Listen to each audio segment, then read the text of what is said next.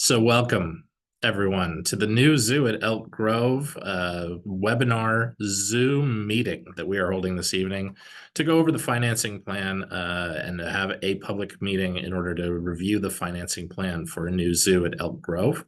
I am Jason Lindgren. I'm your city clerk, and I'll be assisting along with many other staff to make sure that we have this webinar environment operating and going forward at full functionality. So folks know this webinar is being recorded.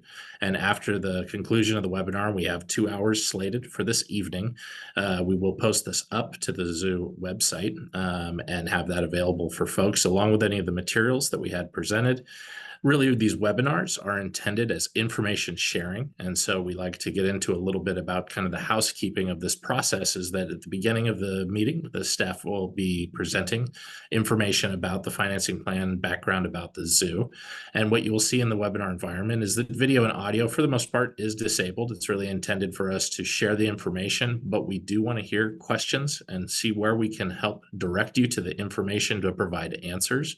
So what you'll see in your webinar environment is a little button for the Q&A. When you go down to that button, that gives you an opportunity to submit a question. And what we will be doing as staff is after we make it through the presentation, intended as the first part of the evening tonight, we will go into the Q&A period where staff will put together the questions, make sure where we have duplicates that we're not asking the same questions over and over again. And remember, this is being recorded. So for any questions, if you did ask it, but it got answered earlier, but you just happened to step out of the webinar environment, we can get back to the recording and you'll be able to get back to some of those answers. So with that, that's just part of the housekeeping as we move forward, and we'll continue on with the presentation.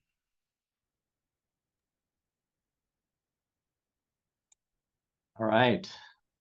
Good evening, everybody. My name is Jason Behrman. I'm the city manager for the city of Elk Grove, and it's my privilege to be with you this evening and be able to share some information about the zoo project. Most specifically, we're going to focus on kind of the financing element, which is an element that we've just recently put together in the last month or so. And we've been doing our best to get information out of the public about what that is, what that means for the city in the short term as well as the long term. And then present that information. We already presented the information at the Planning Commission meeting. We're presenting it again at the City Council meeting coming up. But this is an opportunity for us to, again, share the information with members of the public, take those questions, be able to share some our answers that we might have on that, and then get into some of those details that I know members of the public are anxious to learn about and explore. So this is just a brief overview of the agenda. We're going to again, provide some information about the project and the financing, talk a little bit about the next steps, what that means, what's coming up. And in the Q&A section that Jason Lindgren just mentioned, we are recording this tonight, so it'll be available. And everything related to the zoo is on our website. So you can see the URL right there, elkgrovecity.org/zoo. So it's been up there. It will continue to get updated as additional information becomes available, or a new Q&As that come out that we want to make sure that the community has an opportunity to see. We'll continue to post it up there. So that is kind of your zoo central hub of information to go to at any point. So with that, again, welcome. Thank you for being here and taking the time as we explore this with you. I'm going to turn the time over to Christopher Jordan, who's our Director of Strategic Planning and Innovation, has been leading this zoo effort. So Christopher, I'll leave it to you.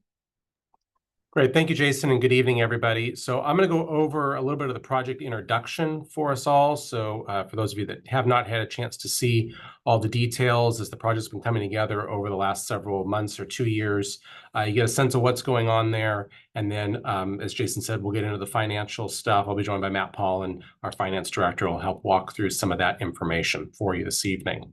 So in terms of a little bit of a background about the Sacramento Zoo, as we've talked about over the last couple of years, the existing zoo, Land Park, opened in about 1927 on about 4 acres of land. Today, it covers about 14.5 acres with about 380 animals across 94 species.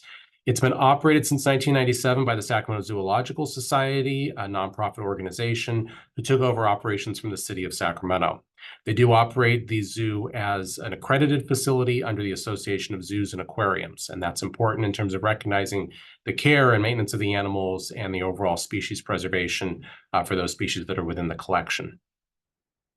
Those existing facilities that are at the Land Park site do not meet the current AZA guidelines. Those guidelines are constantly being updated based upon the needs and care quality for animals Certainly, while the zoo does a fantastic job of taking care of the animals that are up there in the collection today, those new guidelines and new requirements do require for changes to those facilities and really expansion of what needs to happen up there.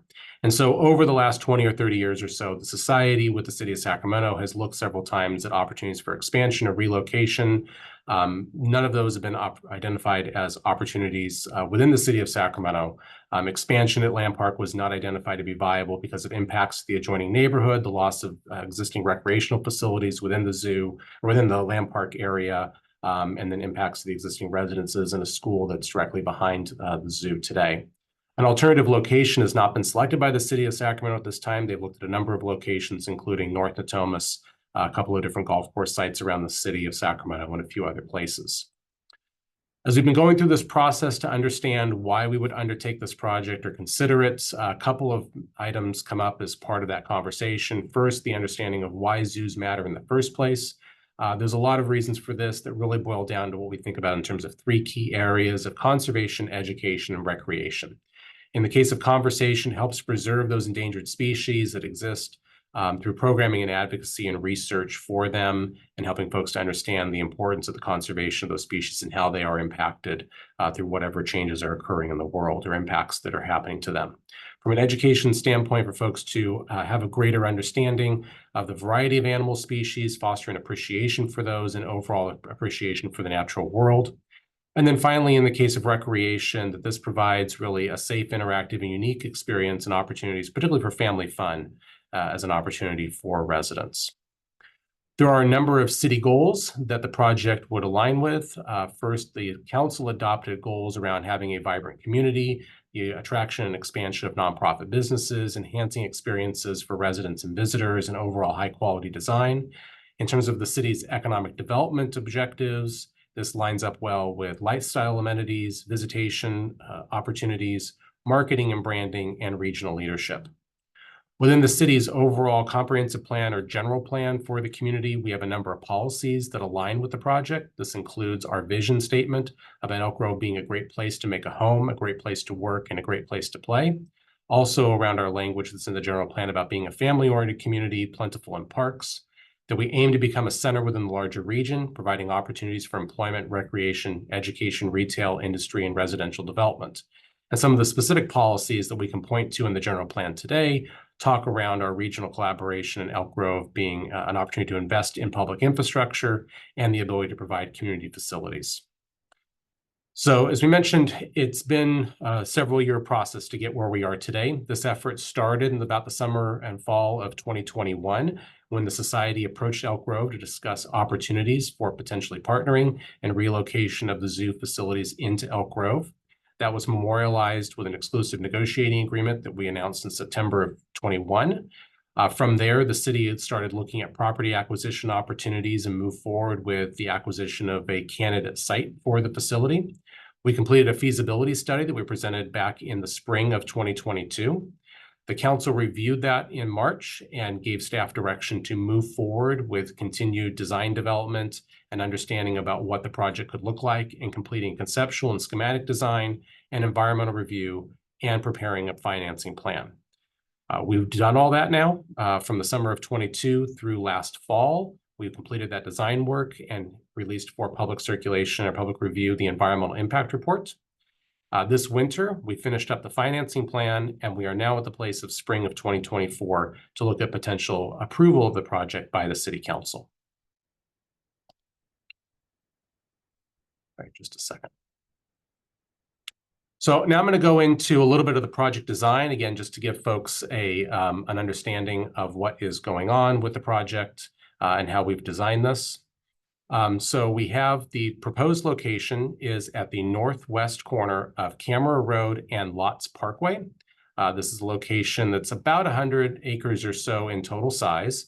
It's directly across the street from the Sterling Meadows subdivision and is located at south end of the city in proximity to Highway 99, Camera Road, with some good access and circulation.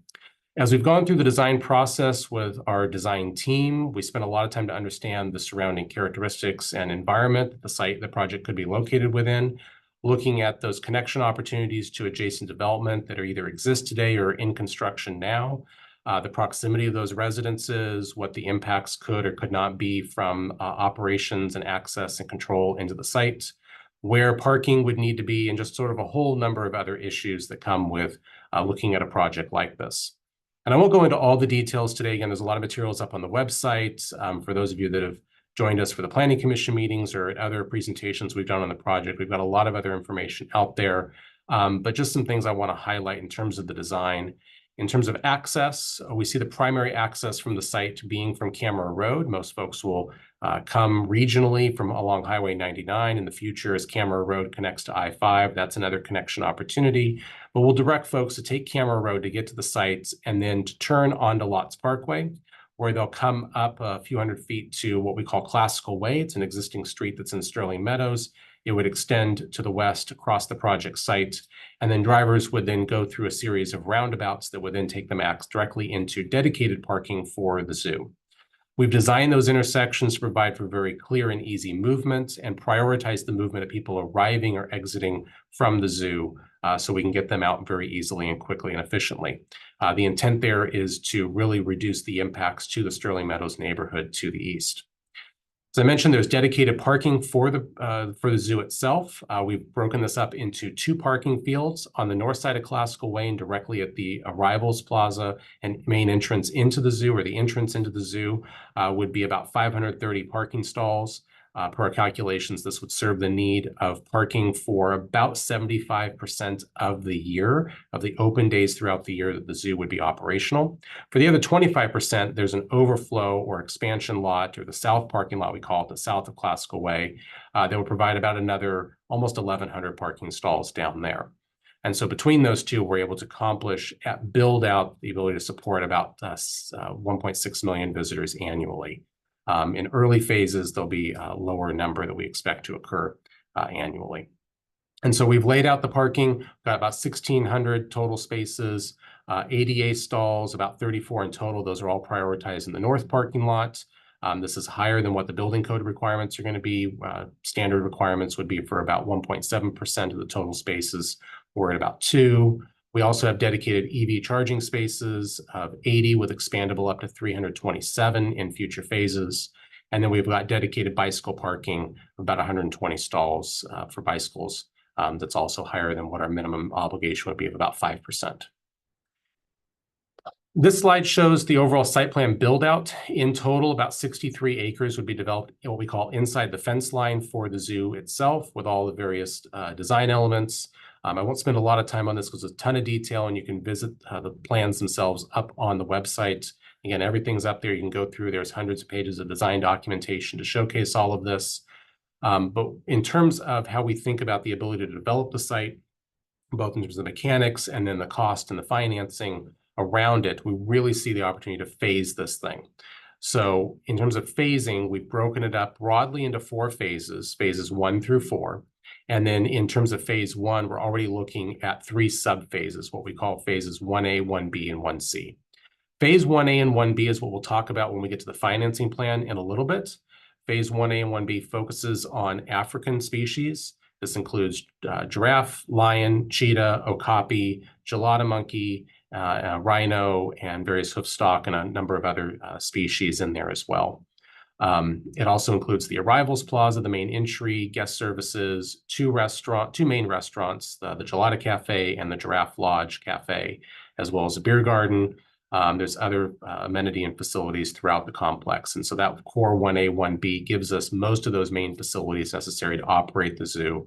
Also gives a major utility corridor around the backside where the main utilities and service access would exist. Access to the site overall. The Animal Care Center is also within there for veterinary care and nutrition services, and some other back of house support services. Phase 1C, which is not included in the financing plan today, is an expansion of Africa. This could include various great apes, hippo, additional rhino habitat, wild dog, and hyena.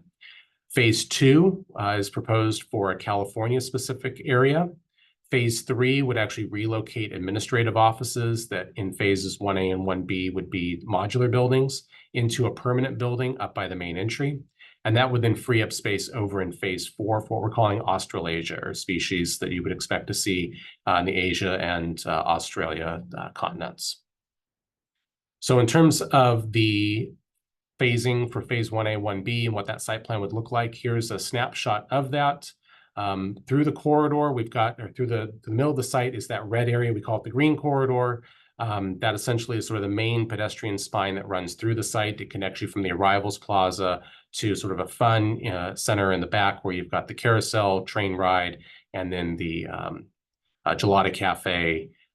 As I mentioned, there's a second restaurant, which is up at the front, actually. That's the Giraffe Lodge. That restaurant's designed to both serve people that are inside the zoo, you have a ticketed experience, as well as folks that would come to the zoo in order to experience it for the day, or to come to the restaurant and want to experience just the restaurant, and you'd still be able to have opportunities for views out over the savannah. Some of the design elements I'll highlight. Here's an image of the proposed entry complex. So here we've tried to create architecture that lays out really in keeping with sort of broadly a design motif that you would expect to see sort of in Elk Grove, creating this canopy structure where you've got what appear to be trees, but it's structural steel that is able to hold up that entry canopy within view sheds looking out over into the first of the savannas. As we think about the characteristics for how we design the animal spaces and the people interaction and viewing opportunities into those animal areas, these diagrams and some of the photos here give you some inspiration about what that would likely look like. Along the top, we can see the entry plaza. So right as you've come in through the main gate, you're presented with views out over the first savanna and seeing the giraffe that are across the savanna there. And as you continue on across that expanse, behind it would be, in this particular example, the lion copy or the lion rock formation is the second habitat area. They're not connected together. There's a moat and barriers to keep the lions and the giraffes separated, the hoofstock separated from each other. But it gives you a very immersive experience to see across that savanna and really get an experience of what you would almost see like if you were on an African safari. So again, we've got a ton more information and details that are up on the website. I'll also highlight we've got a great partnership through this project with the Franklin High Full Stack Developer Club. They've gone through and put together, in partnership with our design team, a 3D model and video fly through so you can actually take a look at what the facility could look like and really understand some of the spatial arrangements. This has been a great tool as we've been working through the design and thinking about the various view shed access and opportunities, what that guest experience is going to be, how animal handling is maintained. And so we want to share this with everybody so you can actually go on the website. You can check out the YouTube video that's there. There's also an interactive version of the model. It does take a while to load, but it is really great once you get in there and you can walk around the site and really experience it for yourself. Okay. At this point, we're going to move on to financing. Before I hand it over to our finance director, Matt Paulin, I just want to go through a little bit on the construction cost side. So again, the financing plan that we're presenting at this point is focused on phases 1A and 1B. And to do that, we've laid out the cost for that into sort of two buckets, on-site cost and off-site infrastructure. The on-site cost includes the zoo facility itself, again, what we call essentially inside the fence line, all of the buildings, animal care facilities, holding areas, and all of that. It then also includes all the back of house stuff, all of that. It also includes then the parking facilities that are outside the fence line. And so those are then differentiated between the zoo facilities and the other cost. The other cost also includes various impact fees and other costs that are associated with construction in terms of impacts and things we would pay for, mitigation cost, and so on. The offsite infrastructure includes the roads, the extension of Classical Way, B Drive, which is a street that would be along the west side of the project, coming down out of the Sousa Dairy development from the north, widening of Lots Parkway to a 4-lane facility, and some other roadway improvements along Camera Road to provide for access and circulation improvements. It also includes water and sewer and other dry utility infrastructure connections to the site. And then we break out those costs into 4 categories of cost. First is the construction estimate itself. That's the actual labor and materials charges in order to construct the zoo. We then have a contingency line because the design level that we're at, the plans that we prepared at this point, only have a certain level of detail to them. So we plan for that contingency as we refine those plans and add additional detail through the process. We then have the soft cost piece, which is essentially those costs that are design services, testing and inspection services, permitting cost, impact fees, and so on that would go into the overall cost of the project. And then the last category is escalation. And so here we've priced everything based upon the cost as we know them today. We know that it will be some time before we're able to get into construction, so we can use a methodology to then extrapolate what those costs are going forward. So that brings us to a total cost for the project of about $302 million. That's broken down into about $258 million for the on-site cost and about $44 million for the off-sites. So at this point, Matt, I'm going to turn it over to you to talk about how the project could be funded. Thank you, Christopher. Appreciate that. Good evening, everyone. I'm Matt Paulin, the city's finance director. So in order to fund that cost that Christopher just outlined, we have a diverse number of funding sources that can go towards the construction of the new zoo. So you can see it outlined here on the table. I'll be going over each one of these categories. The first one is development impact fees. The city will be the developer for the purposes of this project. So some of the improvements are eligible for reimbursement under our fee programs, mostly for roads, but also for water and sewer. We do have a cash on hand that we can use towards the project. I'll go through those sources in the city pay-go category. We also have partnerships with the Zoological Society and the community that we'll go over through the community partnerships.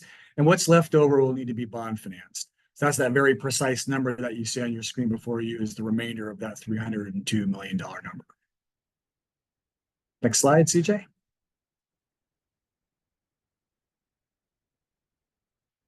So I mentioned the cash on hand, we're calling pay-go sources that we're going to use towards the zoo project. So the first bucket that you can see in the table in front of you are the funds that we have in the general fund, which is our main operating account. So the city has saved money for many years towards opportunities such as this. And so we have a rainy day fund, which in the general fund, a rainy day reserve fund, which is not included in these amounts. So we have funds segregated in capital reserve, economic development fund, and our general fund opportunity reserve. On all of these figures that you see in this table are as of the end of the last fiscal year. So cash that the city has on hand. We also have, as many of you may know, that we have an agreement with Wilton Rancheria where they submit payments to us. Some of them are for just 5 years and others of them are in perpetuity.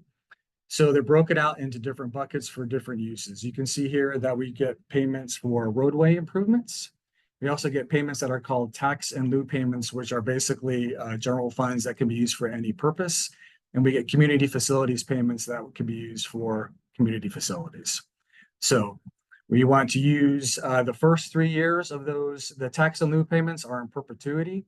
So we're going to use 3 years worth of those payments towards our cash on hand. And then when I go over the debt service slide, you can see that we start using that revenue source towards the anticipated debt service for the project.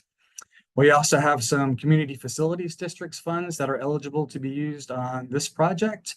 These funds are above those what we need for any city projects and or debt service in the Poppy Ridge and Laguna Ridge CFD areas. And we also have a couple of other smaller pots. Measure A is a transportation sales tax that we could dedicate towards, use towards the projects. And we're going to have to plant some trees at the zoo. So we've got some tree mitigation fee funds that we can devote towards the project. Again, this is all funds that we have on hand. So on the partner funding piece, so we have $80 million planned in the financing plan to come from, first of all, going in kind of opposite order of the table from the Zoological Society. This is a $50 million obligation. That's the sole responsibility of the Zoological Society, presumably to be got through fundraising or other capital raising efforts.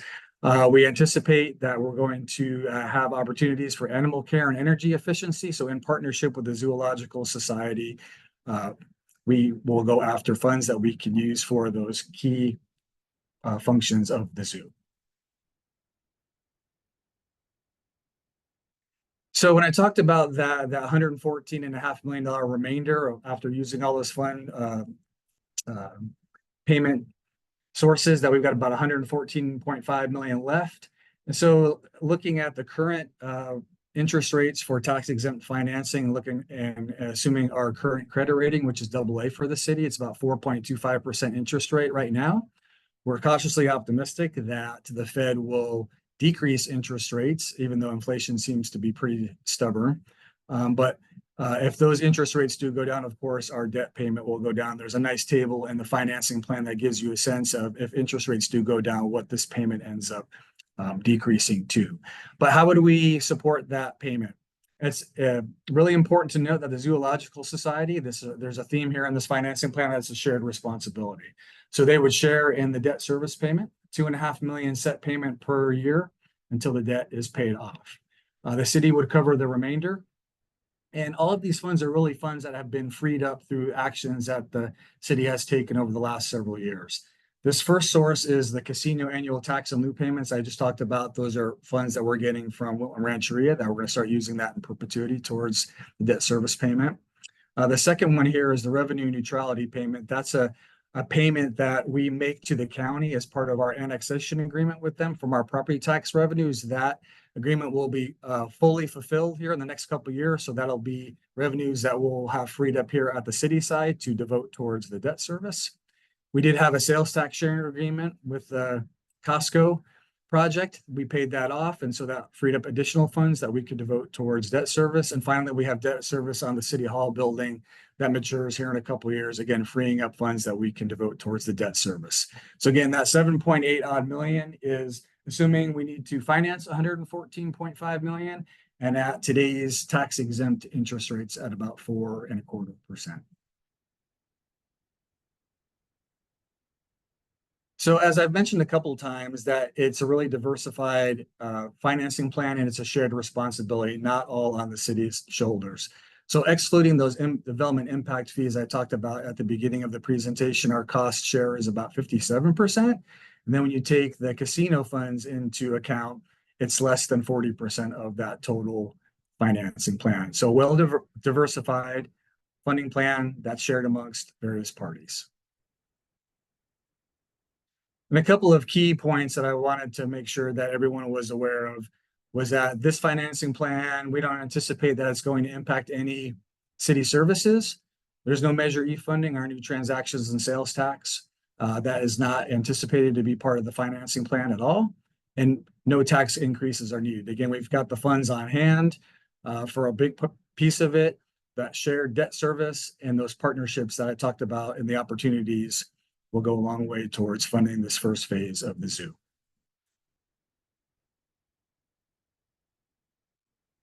Does a project like this have risks? Yes, of course it does. We've thought a lot about those and taken those account. You can see them outlined here. As we all know, inflation has affected a lot of different things, including construction costs. Interest rates could, although we think they're going to decrease, they could increase at some point. There's a lot of challenges with a project this complex and multi-layered with delivering this. Those discretionary reserves that I talked about, those numbers were indicative at the end of the last fiscal year. That is all of those reserves at that point in time. So we'd be all in on this project for those funds that we had at the end of the last fiscal year. And securing partner funding, that's a big lift for all of us involved, but one that we're ready for. On the management side of things, talking about additional cost estimates, we can keep updating those cost estimates to make sure that we're capturing what's going on in the construction industry and with the project in particular as we go.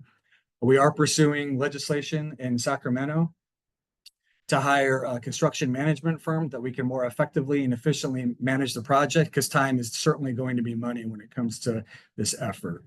We're only going to bond if it's affordable. Again, I can't tell you what the future holds when it comes to interest rates, but I think they're going to be lower than what they are today. How much lower? It's tough to tell. But say in the instance that they do increase for some reason or reasons, we would have to rethink what that payment is and if it's affordable to us.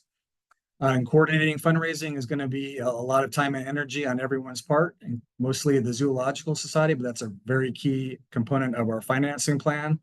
And we're thinking about introducing a preview phase option where the portion of the zoo could be open to the public for their viewing before we get further into it.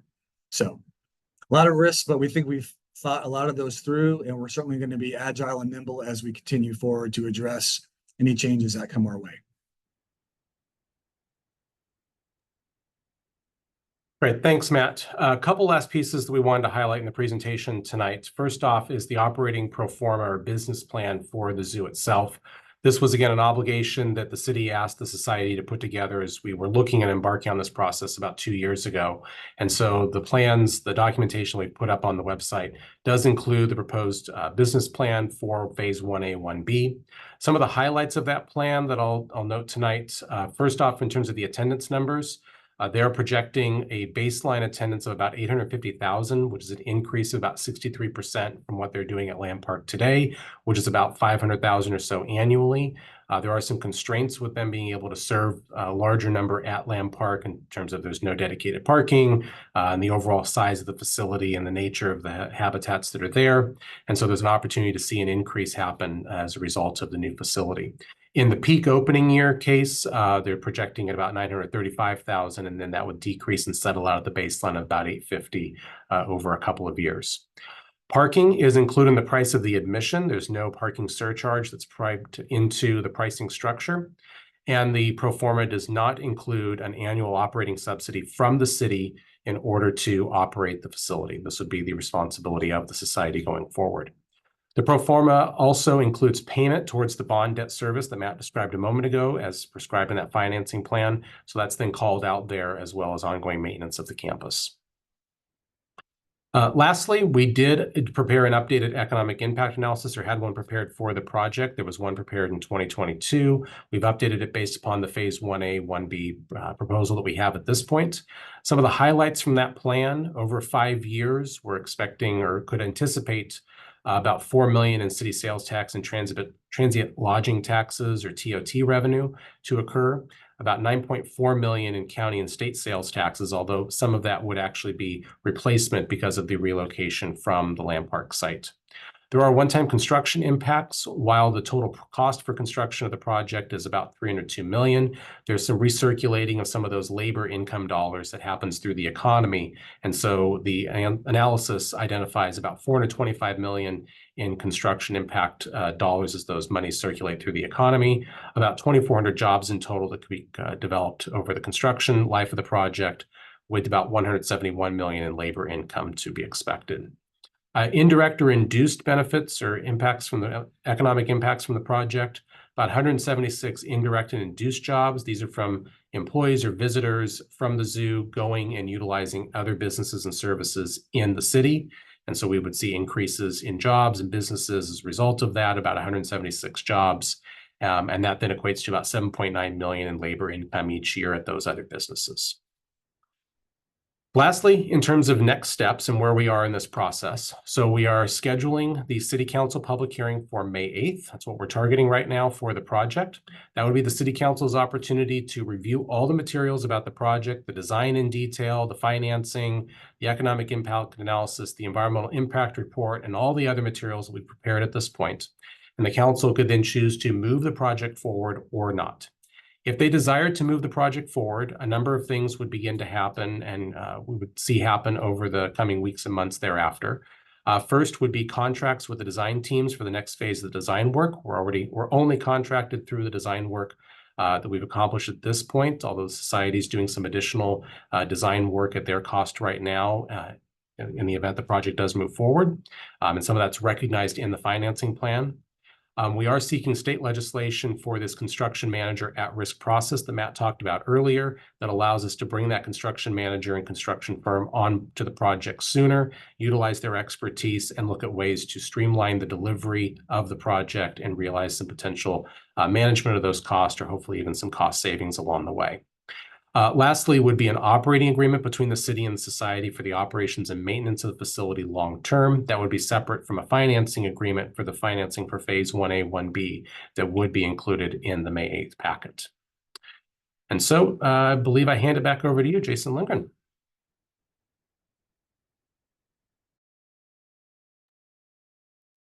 Thank you, Mr. Jordan. And so what our objective with this webinar format is to share information. And as it's being recorded, there's an opportunity to go back for folks that if you miss a question, or for any folks that you want to share this information with, this provides a resource for our residents in order to go back and find out the information about the financing plan and the steps ahead for the zoo. You can use the question and answer button that is at the bottom of the screen. And what's going on is, from the staff side, what we're doing is kind of gathering together questions. And what we'll be doing is looking over to our panel in order to answer these questions that are going forward. I will do my best in order to give our panel a little bit of a break. So if we have questions from kind of different areas, whether it's from finance, questions to the Zoological Society itself, or questions about kind of the planning process, hopefully I'll be able to cycle through and we can triage through some of these items.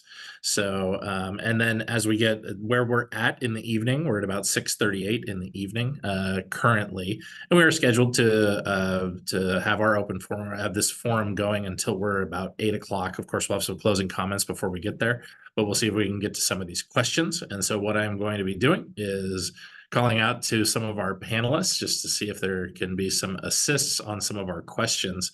But I think one of the first ones, and probably just for clarification, I'm going to send this one over to City Manager Jason Bierman. It's a question that came up early in the process: is Elk Grove the new location of the new zoo or not? And I think that's why we're all here, is to see these next steps.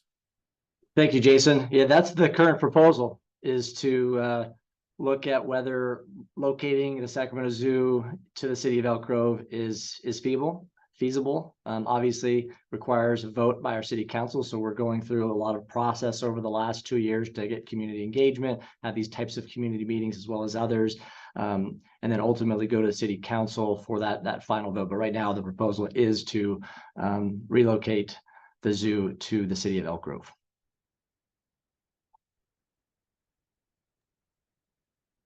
And as a main segment of tonight's information was about the financing plan, we are getting a lot of finance questions, and I'd like to direct this one over to our finance director. And what this regards is about interest rates, and the future is uncertain. And so what is there any kind of thresholds that the city will see if interest rates change dramatically, a few percentage points, 4.5%, say to 6.5%? Will the city, are there some kind of stop gaps or anything that the city will take as a threshold or a spot in which it would take a pause in the process? Would that make a large effect on the future? Mr. Paulin.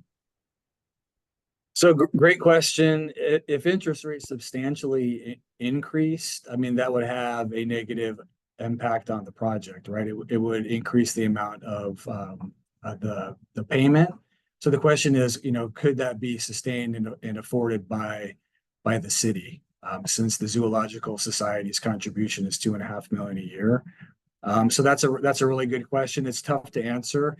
But if interest rates were a couple of points higher than they are today, I would imagine that would have a couple of $1 million increase with the annual payment. And I don't think that would be affordable for the city in the long run. Conversely, if interest rates decrease, which is probably more likely, again, that would be a lower debt service payment for the city going forward, which would make the project more affordable.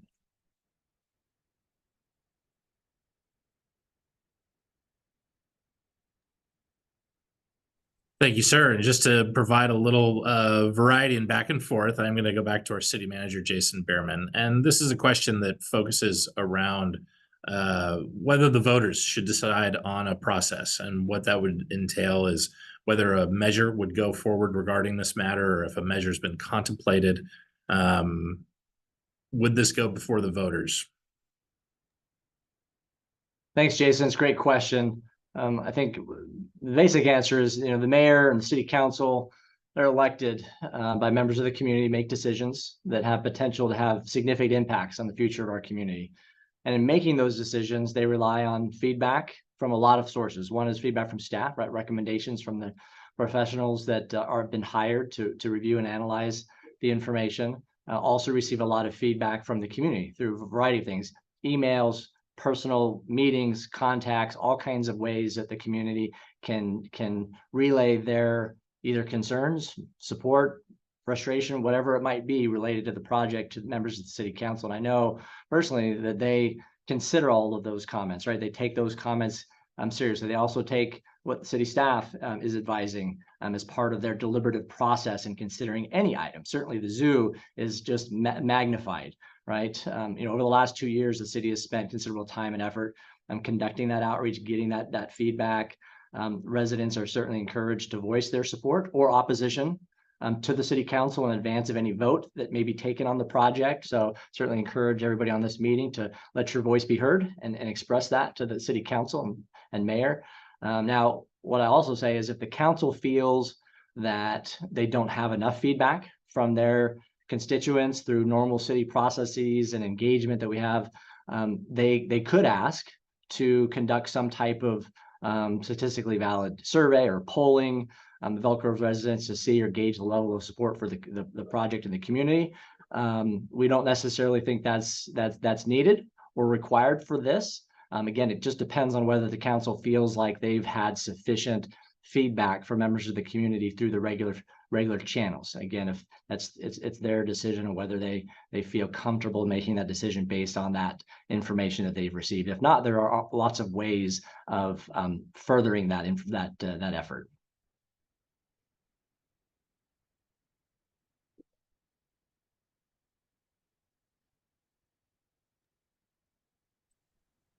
And thank you for that. We are getting some questions that are starting to trickle in regarding the project itself. But before we go too far on that, back to the financing plan and back to our finance director. And what this question focuses on is that there is an element in which the financing plan does rely on community partnerships, not only for that close to $80 million at the front end, but the concept of the ongoing bond payments on the bond financing. And so the question boils down to what happens if at certain points, if we don't see these partnerships manifest? What if the $80 million doesn't happen at the front end of the financing plan? And to the extent of that, what happens if the debt payments start disappearing from the contributions of our community partners? Really good question. Thanks, Jason. So all these pieces fit together. If one of these pieces falls apart, the project isn't going to be financially sustainable. We are working, I think we mentioned in one of our slides, there's an operating agreement that we're currently working through with the Zoological Society that will have milestones as far as those fundraising commitments, that it won't just be the whole 50 million for the Zoological Society all at once. There'll be various, again, milestones where we'll continually progress. Once we see a certain level of commitment from the zoo, the city will continue to do more work, then so on and so forth. Again, all these pieces of the financing plan fit together, and $80 million is a really substantial number. And so if any one of those pieces or parts falls apart, that's going to put a real crimp into the financing plan.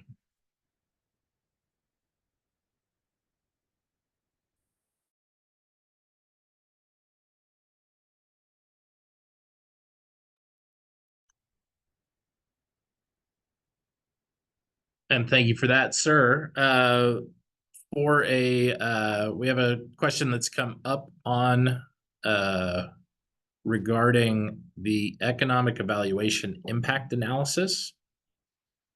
And I think they were the last few slides of in the presentation of the financial plan presentation.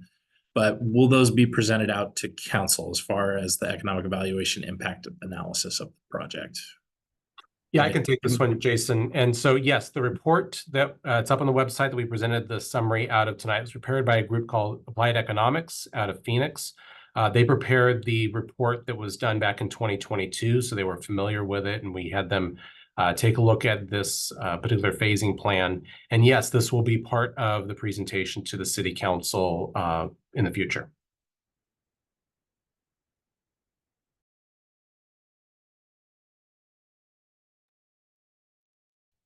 So I'd like to invite Mr. Jason Jacobs, if you're able to field this question, which is that we fielded from the Q&A that the city of Sacramento is currently providing and subsidizing the zoo on an annual basis. And is this intended to, how would that move forward? And can you comment to that as far as the financial plan from the operation standpoint of the zoo project going forward? The only subsidized fuel, I'm sorry. The city of Sacramento provides funding for 2 employees that were with the zoo before the zoo became a private nonprofit in 1997. So, and that is from a labor agreement, and some might view that as a subsidy, but we have since that time, as employees retire or leave the zoo that are with the city, we absorb all those costs. So unlike most zoos within the United States, we do not receive any significant subsidy. We have a lot of experience operating a zoo with a budget surplus that we invest right back into our mission.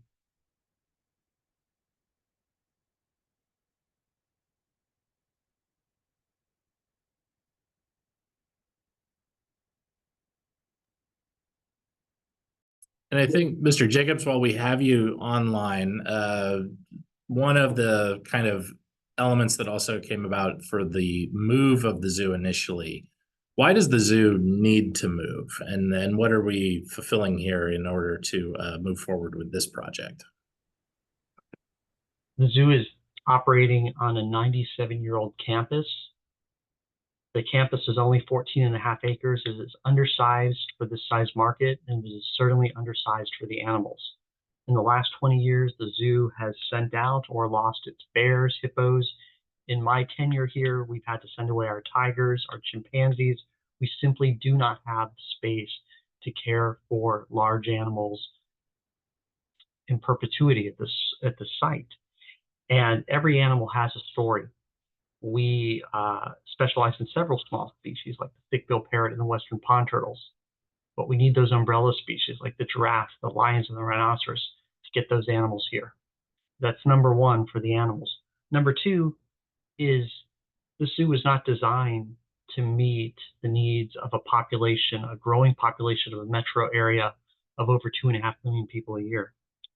We get 500,000 visitors a year, where we know we could easily accommodate 1 million visitors if we had parking and a suitable size zoo. We look at similar sized metro populations that are slightly smaller than us, like Kansas City, Cincinnati, and San Antonio. All of those zoos host over 1 million visitors a year. It's not just for the animals, but it's for the region and to give this community and the region the zoo it deserves. Thank you for that, Mr. Jacobs. We'll probably come right back around to you, but we wanted to give you a break and an opportunity. And to our finance director, part of the question was, in the financing plan, how was it that the city came to the determination that no annual operating subsidy or cost would be incurred by the city going forward with the project? I think part of that's being explained, but I think it'd be a good kind of a tail these together between the city financial perspective and then the operations. Mr. Jacobs, we might follow up just a little bit with you about the ongoing operation of the new zoo facility. Right. So again, the financing plan doesn't assume any annual operating subsidy that's going to be required from the city as part of the ongoing operations of the zoo. And maybe Mr. Jacobs can further elaborate on why that is. Yeah, we worked on a very strenuous, very detailed pro forma on the operation of the new zoo. And we did that using conservative numbers. We know we can reach 1 million visitors, but for the safety of our operation long term, we based it on like 850,000 visitors, which is not a stretch by any means of the imagination for a facility that is being proposed to have as visitors, right? And so we looked at the numbers of the staff, the operations, we compared them with similar sized zoos. We adjusted the pricing of those operations, those budgets, to look at what it would cost to operate here in Sacramento, in this greater region. And we are confident we can operate it and make those payments based on the pro forma that we have proposed.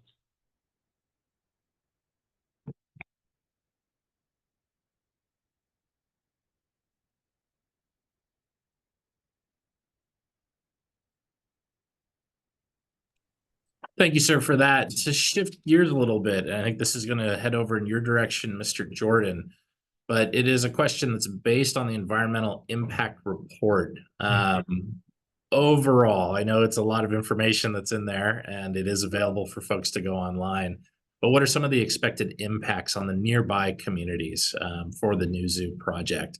And in particular, those impacts, traffic, and plans for mitigation. I know there was a little bit in the presentation about kind of the overview of the parking and how to get that circulation element going. But just to field, I know fielding an environmental question and impacts in just a few moments is not an easy thing to compact down. Sure. Thanks, Jason. So yeah, in terms of the adjoining neighborhood, there are a number of potential impacts. We've identified a range of mitigation measures for those that can be accomplished within the construction and operation of the facility. Some of those we think about can be as sort of immediate as, say, dust that comes up from construction activity. So there's mitigation measures that deal with how the dust is managed, that there's certain watering activities that have to happen in order to control for that. We also look at the emissions from construction equipment. So there's mitigation measures on using the most advanced construction equipment that's out there. It's called Tier 4 requirements. Those are some of the latest with the least amount of emissions related to the particulate matter that comes out of them that's available on the market to be able to manage for that. And certainly the construction opportunity on this site would occur whether it was the zoo or some other sort of project. So by looking at it here and thinking about those measures, we can apply those. There are project-specific measure or impacts that could occur. These are things like, say, noise from certainly the animals and the people and events that may occur at the facility, in addition to smells that may occur. Certainly, some animals are smellier than others. So the EIR looks at all of those potential impact areas and identifies the ways we can do mitigation or activities, change the programming of the facility in order to address some of those. So on, say, the noise basis, there's requirements to limit amplified sound after 10 o'clock and before, I believe it's 7 or 8 a.m. in the morning. Unless there's, of course, there's an emergency circumstance, then utilizing the PA system is going to be important. There are other things about light intrusion or light trespass from the property, restrictions on that, and being able to manage for those instances about how we shield the lighting. We've also looked in terms of the site plan itself and locating those areas where people would be gathering for events and otherwise, and moving them or identifying them as far on the west side of the site as we can, as far away from, say, the Sterling Meadows neighborhood or the Sioux City neighborhood as possible in order to do that. So you'll see that with the events pavilion over at the Giraffe Lodge is a good example of that. And then we have smaller sort of areas that are more centrally located as opposed to on the eastern property line. So those are a couple of things we look at there. Traffic. CEQA, California Environmental Quality Act, requires us to look at traffic on what we call vehicle miles traveled basis. There are significant impacts that occur with that, essentially around the transition from the existing site in Land Park to Elk Grove. Regionally, people would be driving longer distances in order to visit the zoo. And so there is a significant unavoidable impact with that. And by corollary, impacts on greenhouse gases would also be significant and unavoidable.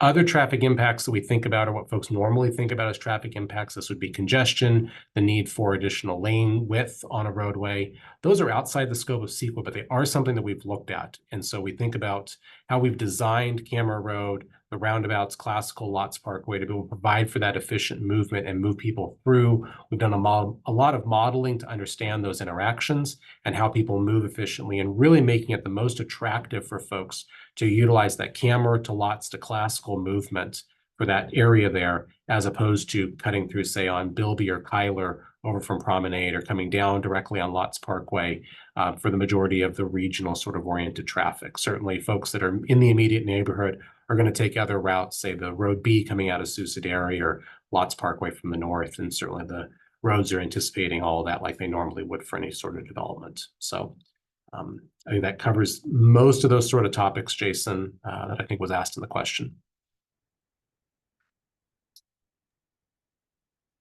And up to and including that an environmental impact report is available online and has extensive materials and and it'll be coming forward for approvals and all the steps that are involved. So that Sac Zoo site. And again, just want to reiterate, our use of the webinar environment. This is for us to share information. And again, that website's going to be a driver. The recording of this webinar itself will be posted up on that website. So it gives an opportunity for folks to get the information about what the nature of the project and the numbers involved. Sometimes it's really helpful to have those numbers, visit the website, and get a few items on there. I did want to shift back, as we were talking a lot about the finance plan, back to our finance director. A little bit of a double-barreled question, because one of them might require a specific number. So I wanted to give you a little bit of time in order to chew that one and come back with the answer on that. And so I'll start with the tougher one. That's the specific number, which talks about the rainy day fund. It would be the reference to the reserve that the city maintains for the general fund, and that there is a use of the reserve for in the financing plan. So what effect would that have on the city's reserve for this financing plan for the zoo? That's going to be the first barrel of this question. And the second barrel of this question is a general concern that's raised by folks as to whether their property taxes will go up in order to pay for this project, for the new zoo project. So I'll let you take your choice as to which barrel you'd like to face first. Thanks, Jason. I'll take the second one first. No property tax increases are going to be needed to finance the project. And we're not going to touch the rainy day reserve. So it's a little nuanced, but our general fund reserve has a few different components. One is our pure rainy day reserve for economic uncertainties that we aren't proposing to use as part of the financing plan. Every year, the city plans to fully fund that reserve. And if we have funds left over after that, we put additional reserve funds into either the capital reserve and or our economic development reserve and or our opportunity reserve. And that's what we've been able to do through solid financial management throughout the city's history. And so again, the city's rainy day reserve for economic uncertainties is not proposed to be used as part of the financing plan. It's other components of the reserve that we would need to use towards the project.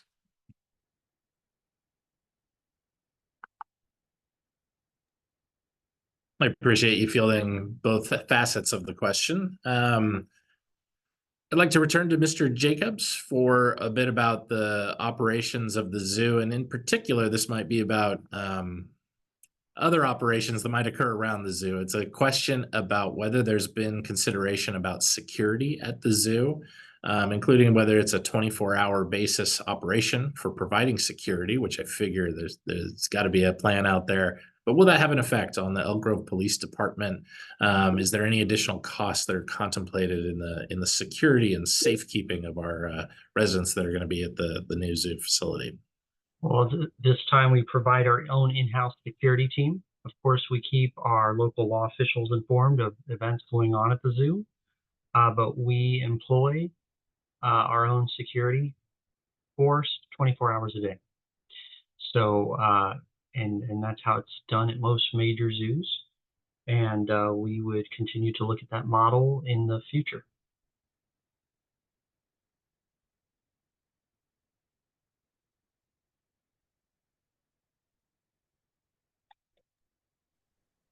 And to go back to Mr. Pollan and a finance question, and I think we asked the question and prior, there's kind of a nuance to the question.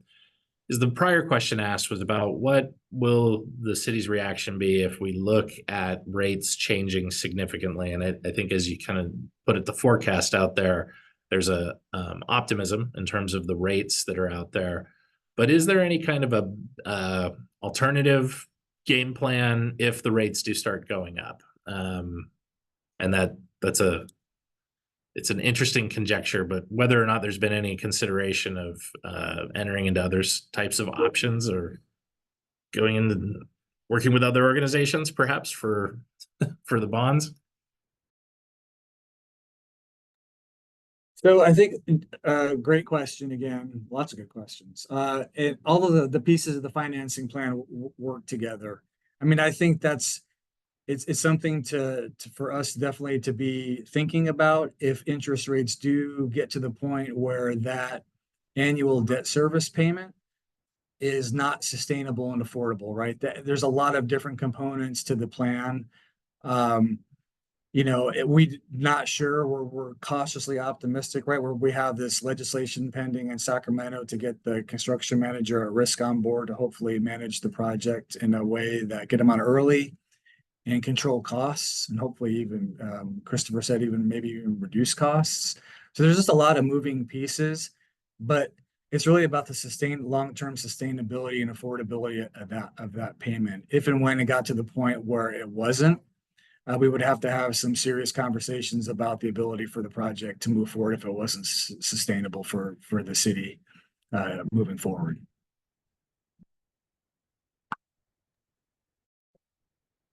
We had some questions crop up about the sizing of the facility, and one of the first ones, and I think Mr. Jordan, this would be right up your alley in terms of responding, but maybe some to go back. And I know early in the presentation, there was the example of what the current Sacramento Zoo site is, but how many acres is the first phase? So that's that phase 1A, 1B. How does it compare to the existing? And maybe just even a scope of what is the overall vision of the full phases, I think would probably give some sense of the scope and size for folks that are Yeah, sure. So again, by comparison, the existing zoo is about 14.7 acres. So fairly small, pretty easy to walk around given its size.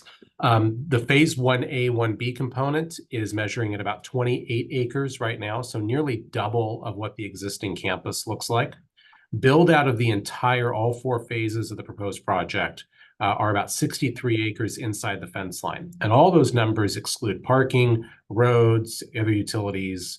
It does include some back of house operations and drive aisles and support facilities to make all that work. But really the sort of proper campus you're going to be experiencing in phase 1A, 1B is about 28 acres and then about 63 at build out condition. So again, by comparison, about 14.7 out there today.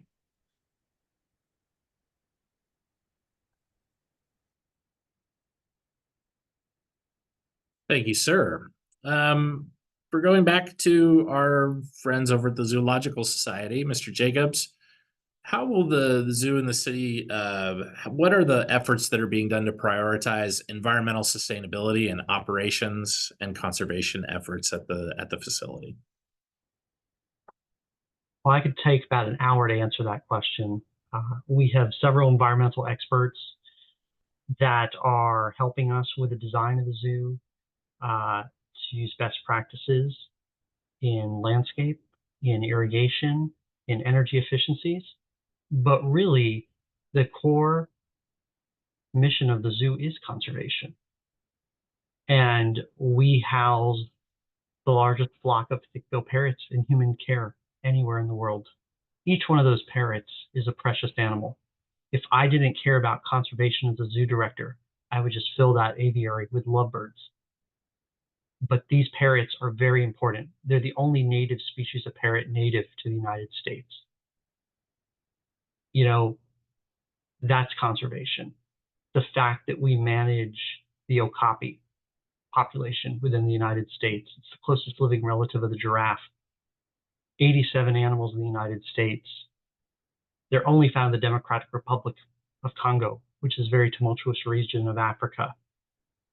We send considerable resources to the DRC as well as staff time to take care of this species. That's conservation. And never underestimate the conservation value of having an incredible zoo when you are able to educate and inspire thousands of children and people of all ages about the needs of animals and inspire them to make a difference and learn. So it's a very holistic question for me, but we're going to look, as I sum it up, the best use of environmental efficiencies in construction and design. And it is our mission. And we combine that mission with fun and learning at the same time. So thank you.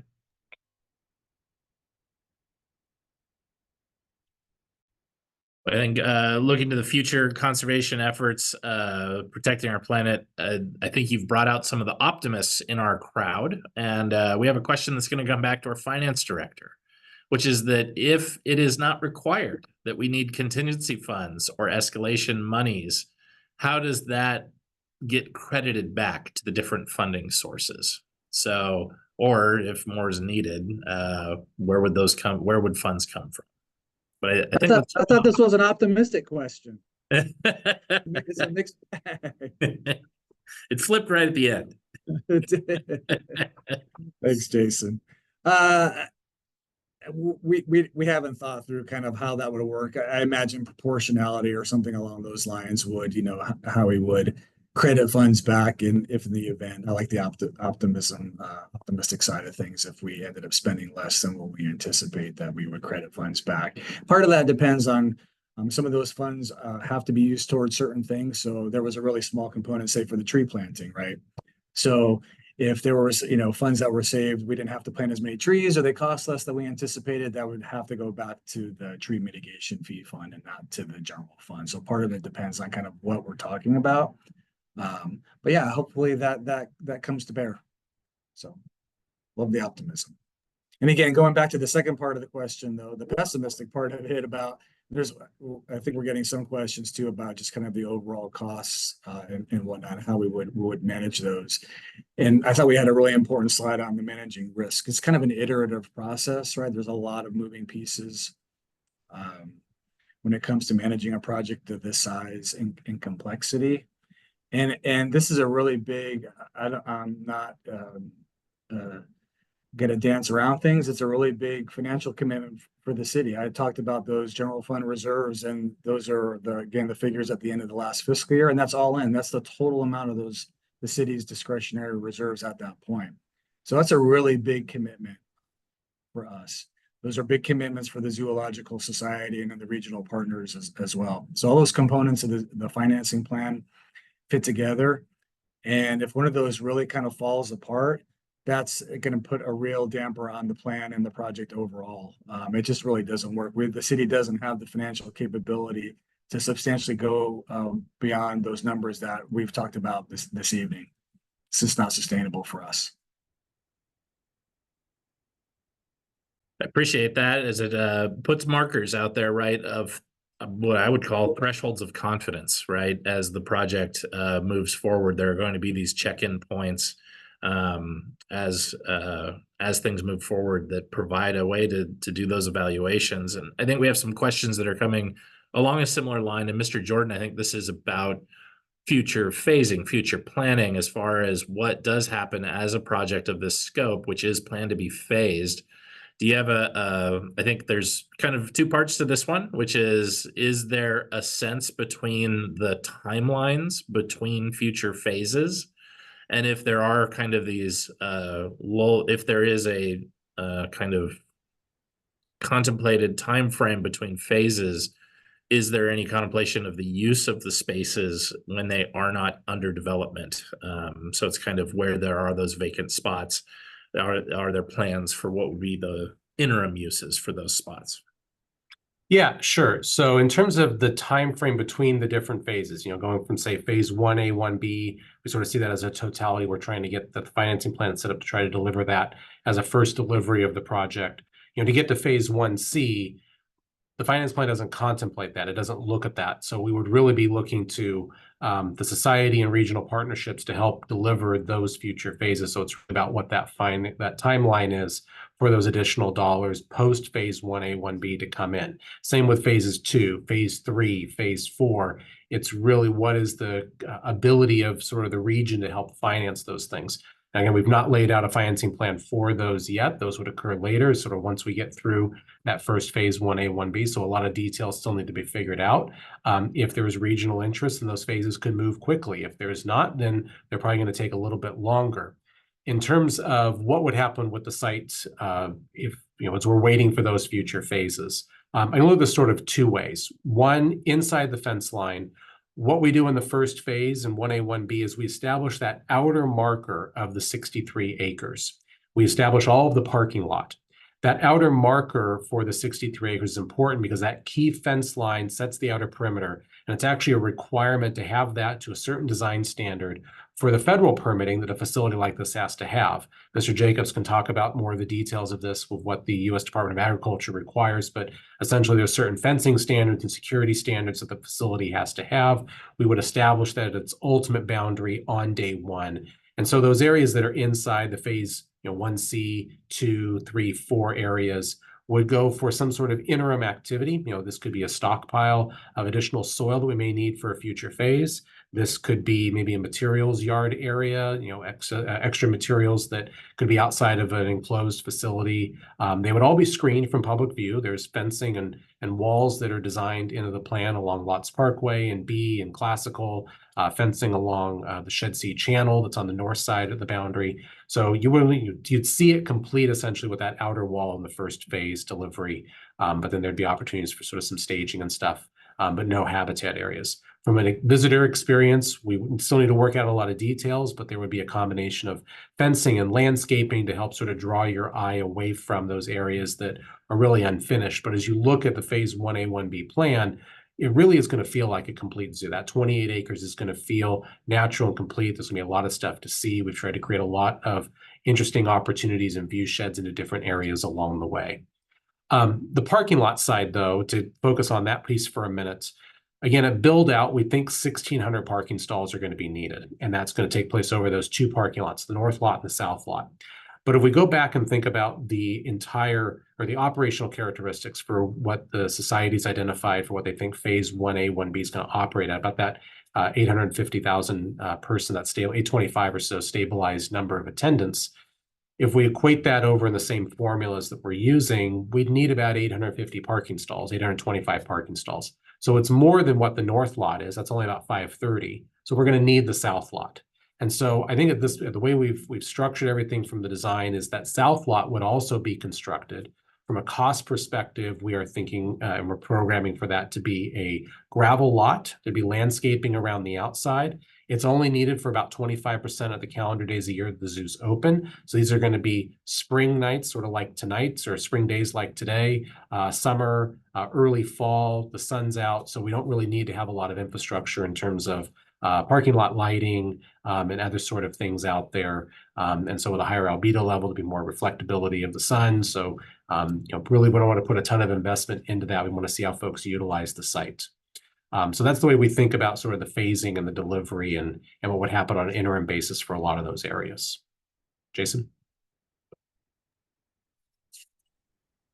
I think I'm going to go from this Jason to Jason Jacobs. And I think as our finance director pointed out, the endeavor, the scope of the project is sizable. And Mr. Jacobs, if you could provide our listeners kind of a perspective of when the last time a zoo project, whether it's new or relocation of this scale, has been undertaken in the United States. Maybe even internationally. You might have some numbers too. So. Internationally, there's been several zoos opened or relocated in the last decade. Within the United States, zoos that have relocated within the past 40 years have been Miami, Indianapolis, Waco, Texas, and new zoos, certainly zoological facilities like Disney's Animal Kingdom have opened. There's been major zoological facilities that have opened, such as aquariums, also like the Georgia World Aquarium. And while moving a zoo is not common, investment in zoos is very common. Within our own state, both the Los Angeles and Fresno zoos have received tremendous investments to reimagine and transform their zoo, which were, aged facilities also. So there's many ways to look at it, but we look at the numbers and we look at the fact that we are only serving a fraction of the community that we can serve, and that people are very excited about this.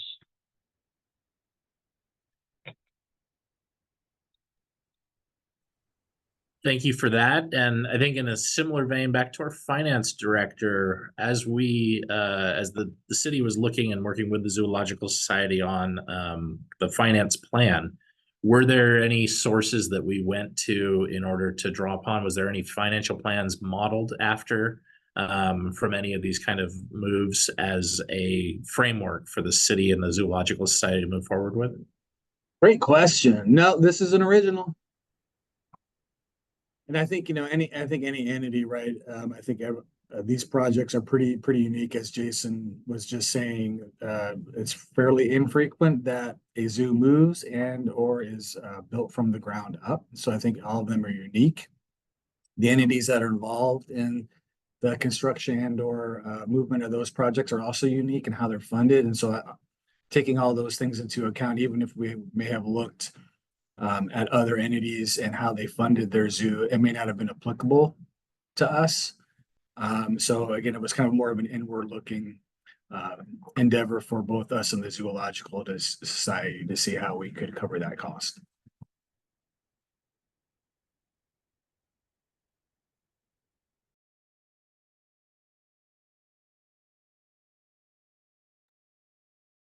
Thanks for everyone's patience. My mouse decided to go on vacation for a little bit. But again, here we are in our webinar environment.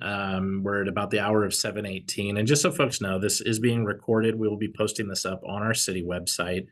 As well, the materials will be posted up, and that'll be the continuing process and resource to go to for news and updates on the new zoo project.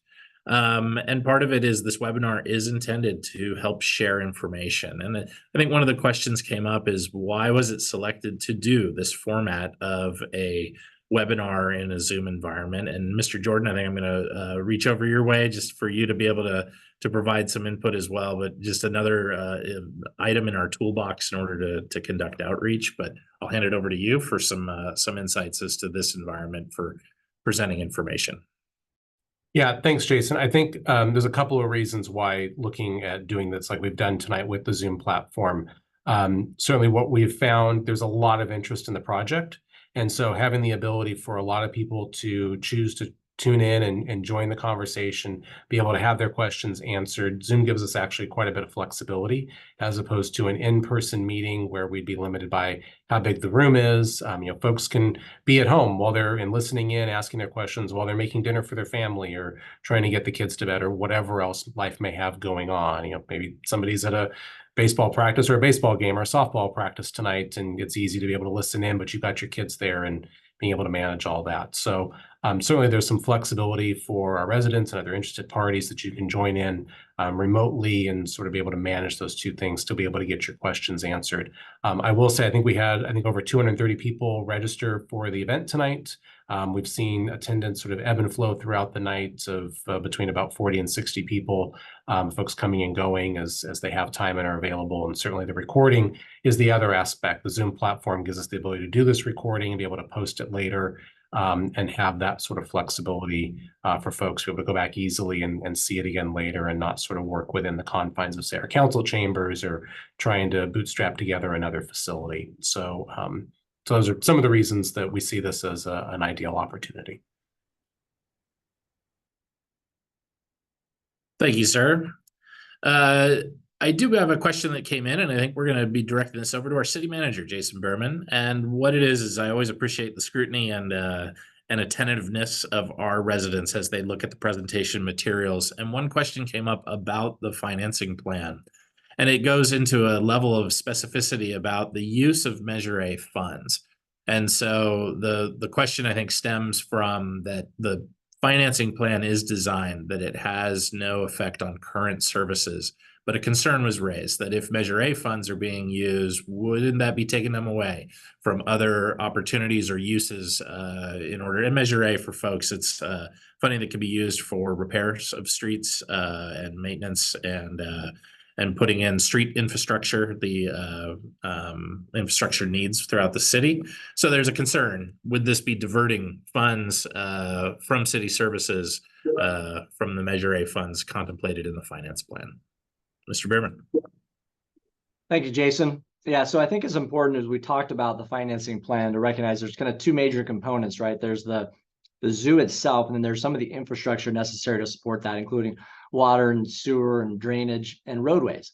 And a lot of that work, the infrastructure piece of it, the offsite stuff, is going to be necessary anyways. With or without the zoo, those facilities need to get put in there in order to facilitate any type of future development in that area, whether it's homes, businesses, or a zoo. So a lot of it, including Measure A, CFDs, roadway funds, all the things that went into the offsite infrastructure are monies that would be spent on that infrastructure at some point. We're just kind of pulling that money forward. So it's really not taking money away from any other services. It's really just directing that now at this time to help support the infrastructure associated with the zoo project.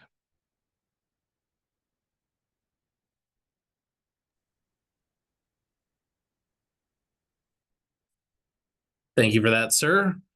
I think going back to Mr. Jacobs, we have another question that is inquiring about the impacts of the partnership of the new zoo, what it will have on the University of California Veterinary School. And are there funding opportunities that are available at the state or federal level? So I think it's what partnerships are you contemplating seeing that could be possible with such a new facility? Well, the Sacramento Zoological Society has partnered with the UC Davis School of Veterinary Medicine for over 50 years. In fact, zoological medicine was pioneered at this zoo in the 1950s, early 1960s by the late Dr. Murray Fowler. We have trained more zoo and wildlife veterinarians at this facility than any other zoo in the nation by far. Every UC Davis vet student goes through a rotation here, and we have a full-time resident here from UC Davis. It creates an incredible animal health program. We only see that program expanding with the new zoo. We have had verbal commitments that the university is very excited about the new zoo. And keep in mind, we're excited about this, but this project hasn't been approved yet. So we look forward to increasing our partnership with the university. As far as state funding goes, we're not sure of that yet, right? That would have to be something that we would work with the city of Elk Grove to pursue that, I assume. But hopefully those opportunities are there in the future.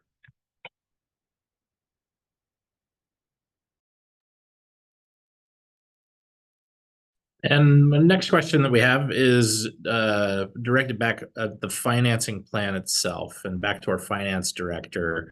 And what the question I think focuses in on is about when you are looking at a finance plan and looking at the scope and time of interest that's paid, how are interest costs reflected in the finance plan? Great question. So that debt service payment that I had a slide on, that about $7.8 million figure, that incorporates both principal and interest to finance, again, that $114.5 million at current tax exempt rates, which are about 4.25% for a governmental entity like us with a AA credit rating. So that's where those interest costs are captured, are in that debt service payment that we worked with a third-party consultant that helps us model debt service. So great question.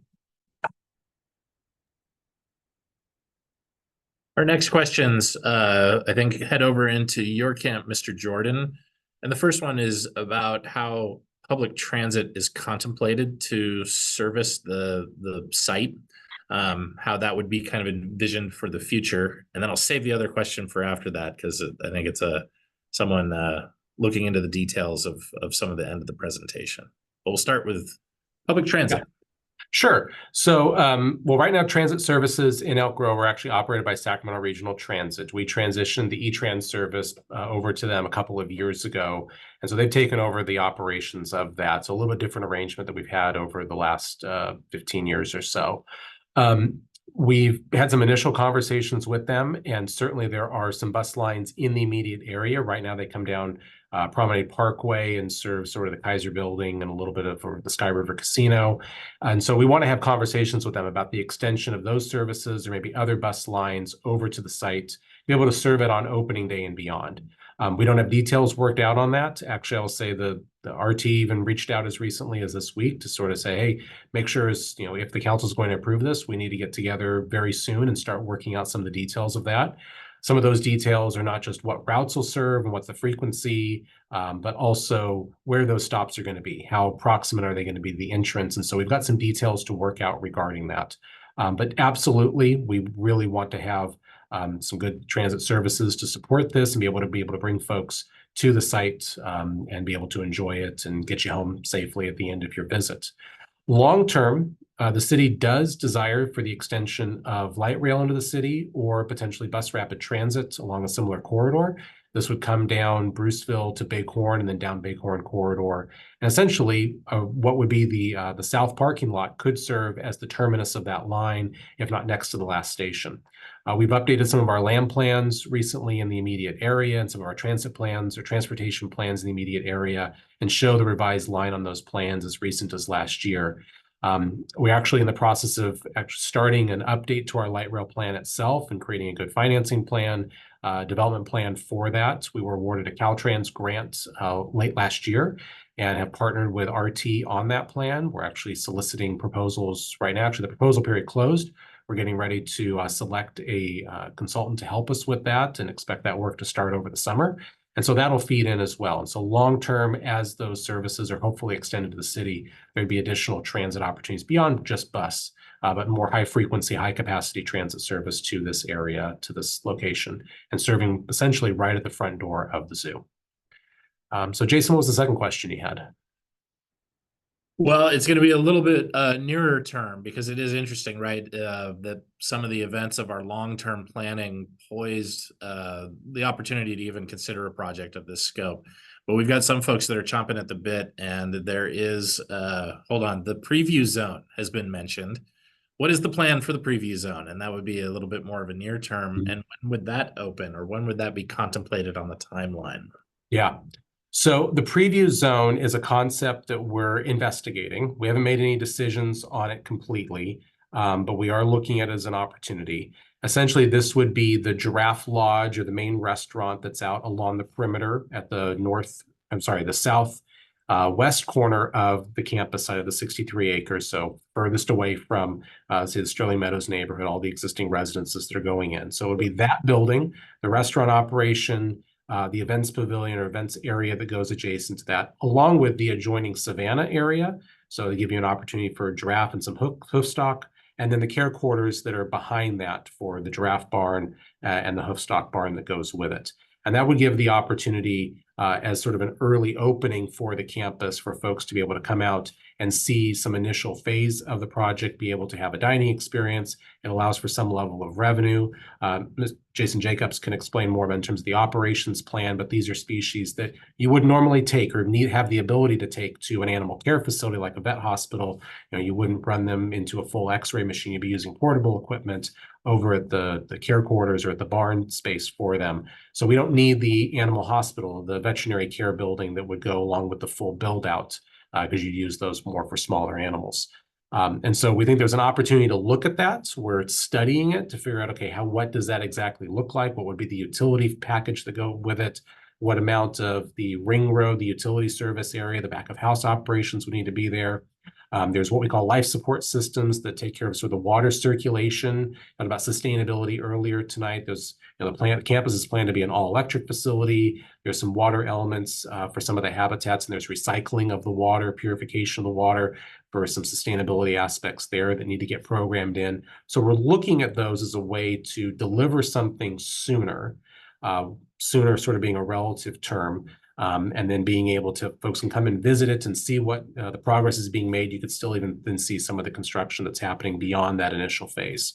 Again, it's something we're exploring. There's a lot of pluses and minuses to it. Pluses include we're bringing some of those construction costs up earlier, so we don't have to carry as much escalation cost. It allows us to start working out some details and really get some stuff going. People can see those opportunities and be able to continue to look at additional partnerships. You can sort of showcase it. But there's challenges that come with it too. Like you start making design decisions and those can cascade through future phases that you haven't worked out all the details on. So I think we're really grateful to have a great design team that's helping us look through all of those angles and explore those options and what makes sense. Ultimately, we're going to make those decisions after we bring on the construction management firm, or ideally that would be the case. And so this legislation we talked about earlier, the construction manager at risk, having the contractor come on board early in a more of a consultation role to look at what those interactions are and what that phasing looks like and what the delivery schedule could actually be based upon their experience with projects as complex as this. Construction manager at risk models are used a lot on things like airports and port projects. because just the overall complexities of these projects, really being able to manage them in a very specific way and deal with the construction plans being available more on a rolling basis. So we're looking at all of that. So when it comes down to what is opening day, starting to set a date for those things, we can talk optimistically and really push our design teams and our construction team, hopefully ultimately to be able to do it. But really the key questions come down to those partnership dollars. Being able to get that 80 million that Matt talked about earlier, those partnership dollars completes the financing package for the project. And having those dollars available sooner allows us to really ramp up some of the construction, hopefully, and advance some things quicker where we can. And again, working with our contracting team to be able to do some of that stuff. So there are a lot of details. I don't want to get overly ahead of ourselves in terms of how that construction schedule would really pencil out. But I think, as Jason Jacobs talked about in the accreditation side and thinking about the accreditation needs, there is a sort of overall urgency to the project. A lot of folks, when they're talking about partnering with us on the project or participating in the financing, you want to be able to see those dollars being utilized and something delivered as quickly as possible. So we want to make sure we're using the dollars wisely. We're building really the best opportunity that's there. We're not shortchanging anything. We're managing those expectations, but also delivering on the promises that come with the partnerships. So a lot of work still to come, and we're really need to dive into more of those details along the way if the council wants to move the project forward. Well, thank you. And I think you're resonating with some of our residents just in terms of looking for assurances as this process moves forward and looking at the financing plan. We've had a few questions that come up, and I think Mr. Jacobs, this would be right in your wheelhouse. But they are direct questions about the solvency of the Zoological Society and whether or not I don't know if you have your liberty to be able to make any sharings tonight, because here we're really here for spreading information that we do know for certain, but whether you can just touch to the base of kind of the solvency and footing of entering into a partnership with the Zoological Society, what that means, and whether or not you can give any kind of an indication of funds raised to date to that community contribution. Well, the Zoological Society is a very solvent organization. We are run as a model nonprofit with a board of directors that takes their volunteer role very seriously, looking at the fiduciary responsibility of the zoo while combining that with our mission, right? We're going to talk a lot more about the role we have played at the May 8th council meeting, but what I can tell you is that in the past 18 months, the zoo has raised more funds than we have ever raised as a nonprofit, because people give to a big idea. And there are angels in this community that have given to this project who believe in it. And there are other major corporations and donors waiting to see this project officially approved before they make a commitment to it.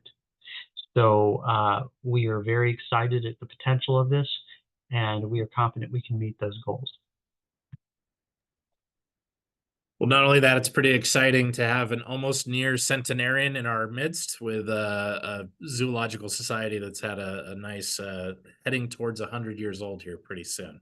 So, but along those same lines, I think about the partnership, we had a question that came up about whether there'll be a formal agreement with the Zoological Society. And I think City Manager Behrman, this would be right up your alley. Is there a formal agreement that's planned, contemplated? Is there a schedule when that would come forward to council, and what would that kind of agreement look like? Yes, Jason, we are working currently on drafting that plan. The intent would be to bring that back to the city council at the same time they considered other approvals associated with the zoo, and that would outline the financial obligations of the Zoological Society as well as the city of Elk Grove.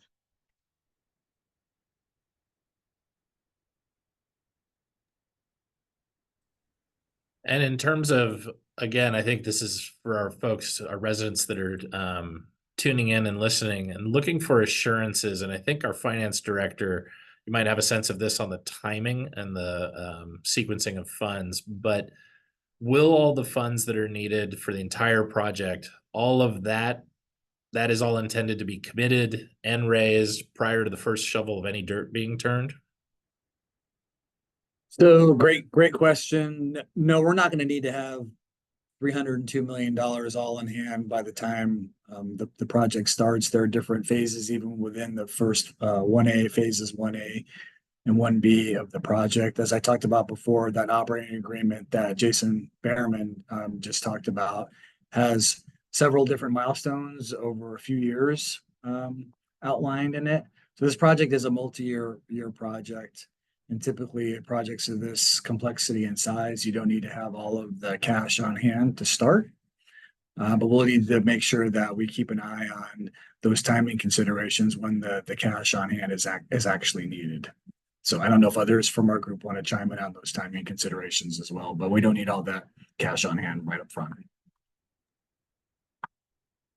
I'll just chime in briefly on that, and Matt's right. We're not going to have it all up front, but we are going to have it before we award the construction contracts, because we'll need to commit that. So any bond financing that's necessary will have to go and be secured before that. So what we don't want to have happen is enter into construction contracts, start construction, and then not have all that money secured. So that would be the plan. But until we reach that point of securing those contracts, there's going to be that phase in where the funds are going to be coming in from various sources, including the Zoological Society and outside partners.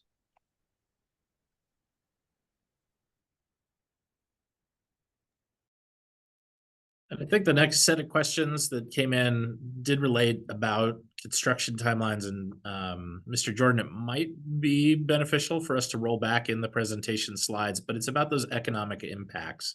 And I think the first question is really about what would be that kind of timeline and the construction timeline of when it would go out to bid and that type of impact that the construction itself would have. And then is there contemplated the economic effect of employment that stems from a project such as the new zoo project? And I think we had a few slides that covered some of those data points. Yeah, so we do have a couple of slides, and I can roll back a little bit if it's helpful in terms of some of the economic analysis information.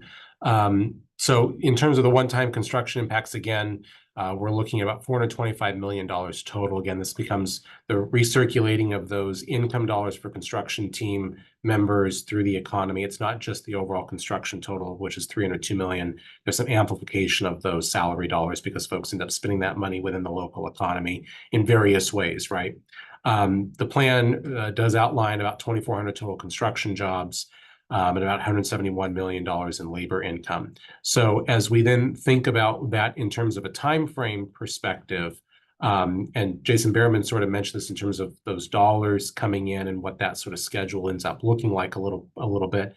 So we don't need everything, that whole $302 million fully secured today, or let's say, summer of 2024. Because there's design work that still needs to happen, and we need to get those designs to a place where you actually have a set of plans that a contractor could actually go and build. And so the plans that you see on the website are not those level of plans. They're good plans. They're good detail plans that allow us to understand the interactions between spaces and how the site and the development of it relate to the surrounding environment, like the neighborhoods to the north and to the east.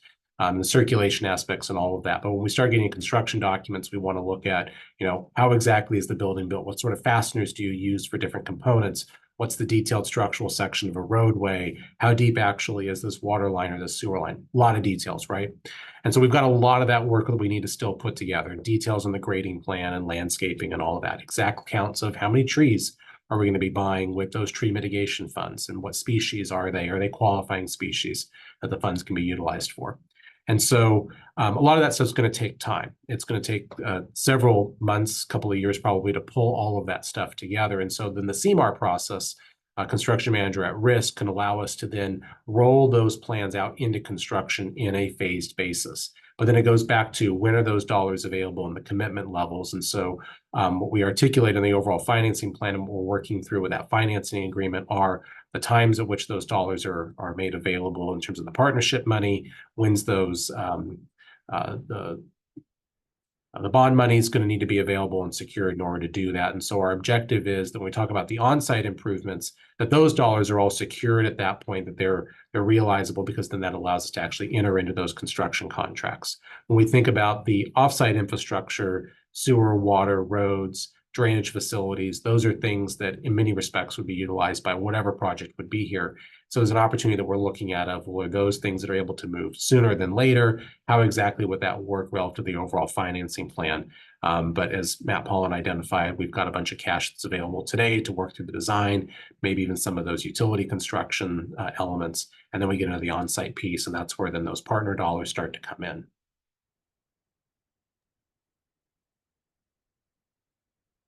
So thank you for that. I wanted to take a quick moment. We're at 7:42, and so we're getting close to the hour that we're going to be concluding. So if there are further questions from folks, please do use that Q&A section on the screen.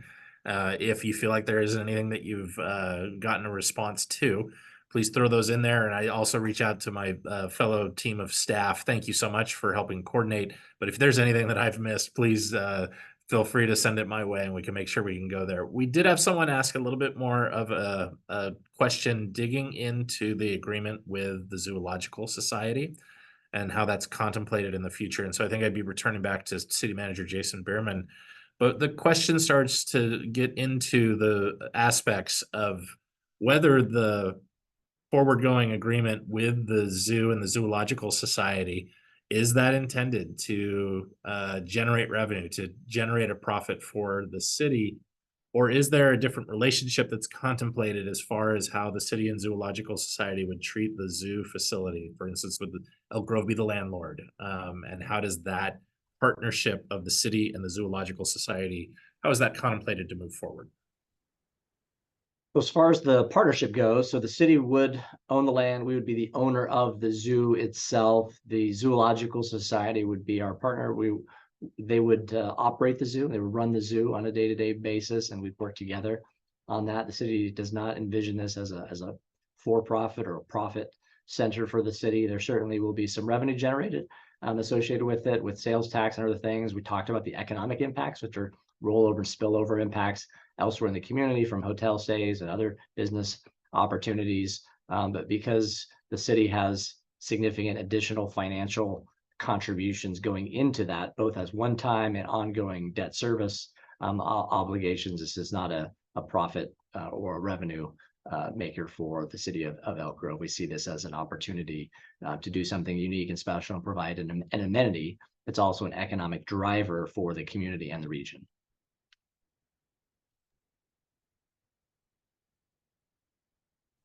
And Mr. Jacobs, I think we have an interesting question that came in for you from an experienced life of seeing exotic animals of the world.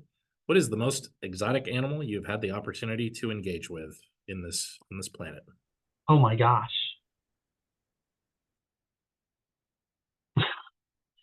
There was an Amazon River dolphin at the zoo in Duisburg, Germany, that I got to scratch its belly. It was the last one living in the Western world. I got to touch a platypus in Australia. But, you know, I love interacting with our okapis and our white rhinoceros right here at the Sacramento Zoo. I love what I do. I see the difference zoos make, especially for children. So that was a fun question. Thank you.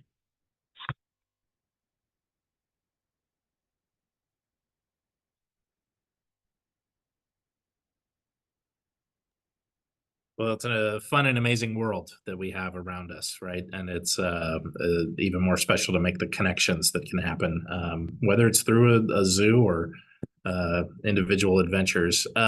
Digging down into some of our questions, and I think it's I think this goes back, and Mr. Jacobs, I think this comes back into your camp. And it's these assurances I think that our residents are looking for with the Zoological Society. One of our residents believes that the current MOU with the city and the zoo requires the Zoological Society to disclose the amount of contributions received for the relocation prior to city approval. Is that a report that's going to be pending, or is that something that is on your schedule? I think this maybe is what we're looking for. Well, we keep the city of Elk Grove informed on our activities, our fundraising activities, obviously. And as the city manager mentioned, there's going to be a larger MOU that's going to be structured with the checks and balances system. So does that answer the question?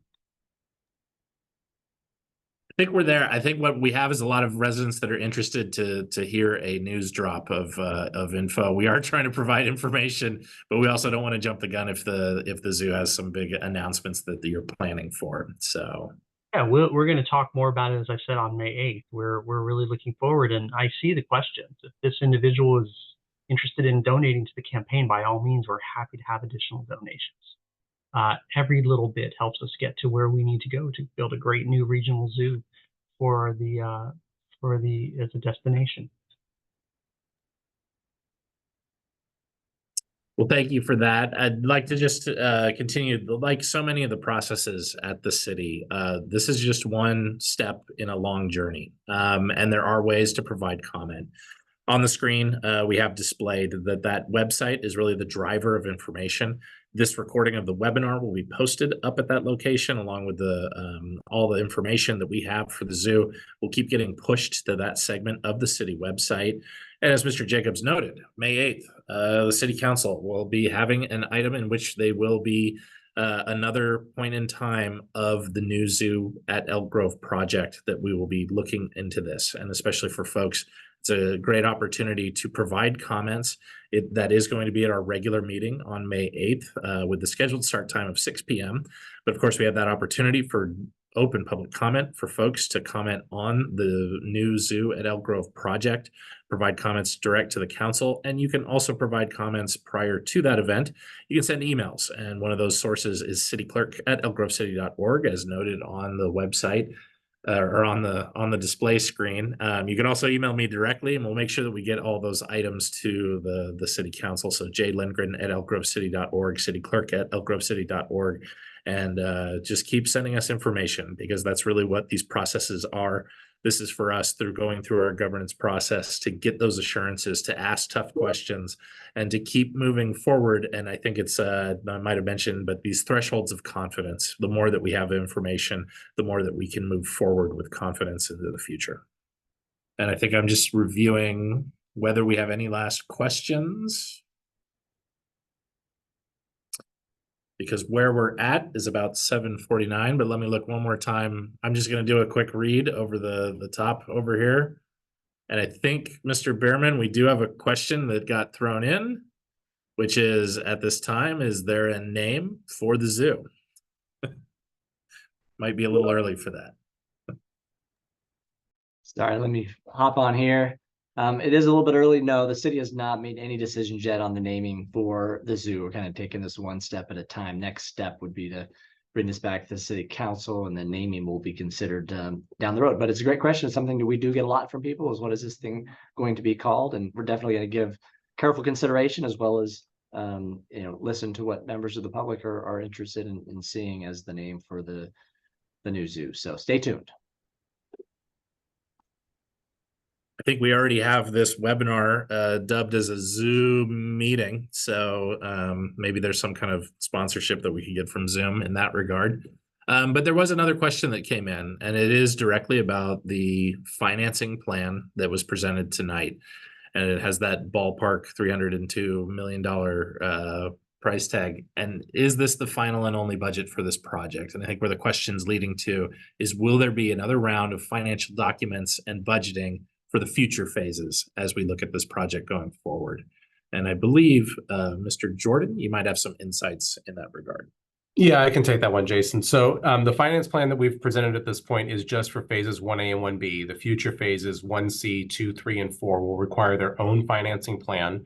Those will be put together at a later date. We want to focus on this initial first 28-acre phase 1A, 1B complex, because it really is getting the core of those facilities in place and provides an opportunity for additional phases to happen over time. A lot of possibilities happen with, or could be set up with how those financing plans we put together, but we want to focus on that core piece, essentially that major relocation and operational component for the zoo first, and then we would look at those later. And so, no, we've not contemplated or laid out a strategy for those other phases yet. It also comes down to the level of design. You see in the design plans, we have a certain level of detail across the entire site. And as we get into really the phases 1A and 1B, there's more detail available in those components. And so that's where we've been focusing our design attention. We have ideas for things like California, Australasia, that give us the ability to say, oh, here's generally what could happen here, the range of species that could be included. But we don't have all the details exactly worked out. You know, maybe the education building that's in phase 2, exactly how does that lay out? Similarly, in phase 3, we know there's an office building that covers the sort of back of house administration components of the facility, replaces those modular buildings that would be in phase 1, but we don't have a detail on what that looks like or what those costs would be. And of course, because they're so far out cost-wise, an estimate on those today would really not hold a lot of water long-term. So we're taking this one step at a time and again, focusing on that phase 1A, 1B component. Thank you for that. And I think all this, the information sharing really is the starting basis for dialogue in the community. And so please do stay dialed in at our 3Ws, elkgrovecity.org/zoo. We have the May 8th council meeting coming up. We have opportunities for folks to submit comments and attend the meeting. And again, join us on this journey of many steps as we keep moving forward. I'd like to thank everyone for those that tuned in tonight. Really appreciate your time in coming out and let people know that they can see the recording and hear some of these questions, but also just start the dialogue out in the community and see what are the next steps that are coming up. We really appreciate your time that you took tonight. I'd also like to voice my appreciation to all of our panelists for your time that you took in fielding the questions and being in the hot seat. But I'd also like to give an opportunity as we're getting here to this closeout to the Jasons. And I would be starting with Mr. Jason Jacobs. If he just wanted to say any closing remarks just from the evening's presentation and the items that came forward. Oh, we're excited about this project and the potential of it. Working with the City of Elk Grove's team has been incredible. And this will be a transformational project, and there's a lot of interest from many people within the community to make this happen. So thank you for everyone's time for tuning in. I'll just echo that. Really appreciate people tuning in and asking all the questions. This isn't the end of public comment and opportunities, right? We've been at this for a couple of years. There's a lot more left to be had. And so please stay engaged, stay involved, follow online what's going on as we move forward with future city council meetings and other meetings. Please stay engaged in that. Let us know what your questions, what your comments are, whether you're supportive or not to this project. We really value public input, and that's really important, especially for our city council as they weigh the pros and cons of the project and ultimately make the decision on whether to move forward. So they really rely again on that public feedback from members of our community. So thank you for being here, and please talk to your neighbors, talk to your friends, direct them to the website, encourage them to come watch this recording, and let them know what's going on with our the potential zoo project here in Elk Grove. So thank you.